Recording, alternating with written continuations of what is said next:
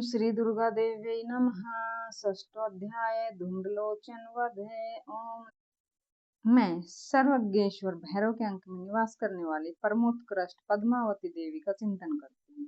वे नागराज के आसन पर बैठी हैं। नागों के फणों में सुशोभित होने वाली मणियों की विशाल माला से उनकी देहलता उद्भासित हो रही है। सूर्य के समान उसका तेज है। 3 नेत्र उनकी शोभा बढ़ा रहे हैं। वे हाथों में माला, कुंभ, कपाल और कमल लिए हुए हैं तथा उनके मस्तक में अर्धचंद्रमा का मुकुट सुशोभित है। ऋषि कहते हैं, देवी का यह कथन सुनकर दूत को बड़ा ही आमर्ष हुआ और उसने दैत्यराज के पास जाकर सब समाचार विस्तार पूर्वक कह सुनाया। दूत के उस वचन को सुनकर दैत्यराज कुपित हो उठा और दैत्य सेनापति धूम्रलोचन से कहा, हे धूम्रलोचन, तुम शीघ्र ही अपनी सेना को साथ लेकर जाओ और उस दुष्टा के केस पकड़कर घसीटते हुए बलपूर्वक यहाँ ले आओ। उसकी रक्षा करने के लिए यदि कोई दूसरा खड़ा हो तो वह देवता, यक्ष, गंधर्व क्यों न हो, उसे अवश्य ही मार डालना। ऋषि कहते हैं, शुंभ के इस प्रकार आज्ञा देने पर वह धूम्रलोचन दैत्य 60,000 असुरों की सेना को साथ लेकर वहां से तुरंत चल दिया। वहां पहुंचकर उसने हिमालय पर रहने वाली देवी को देखा और ललकार कर कहा, अरे तो शुंभ के पास चल। यदि इस समय प्रसन्नता पूर्वक मेरे स्वामी के समीप नहीं चलेगी तो मैं बलपूर्वक घसीटते हुए तुझे ले जाऊंगा।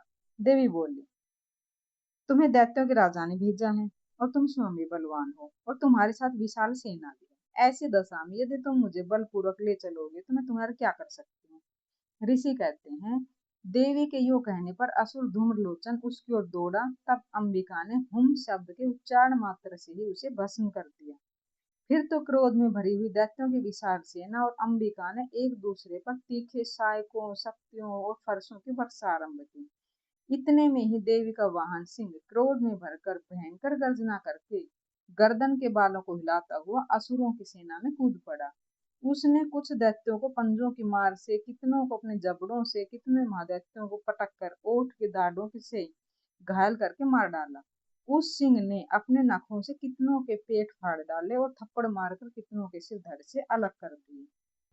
कितनों की भुजाएं और मस्तक काट डाले तथा अपनी गर्दन के बालों को हिलाते हुए उसने दूसरे दैत्यों के पेट फाड़कर उनका रक्त चूस लिया। अत्यंत क्रोध में भरे हुए देवी के वाहन उस महाबली सिंह ने क्षण भर में ही असुरों की सारी सेना का संहार कर डाला। शुंभ ने जब यह सुना कि देवी ने धूम्रलोचन असुर को मार डाला और उसके सिंह ने सारी सेना का सफाया कर डाला, तब उस दैत्यराज को बड़ा ही क्रोध आया। उसके होठ कांपने लगे।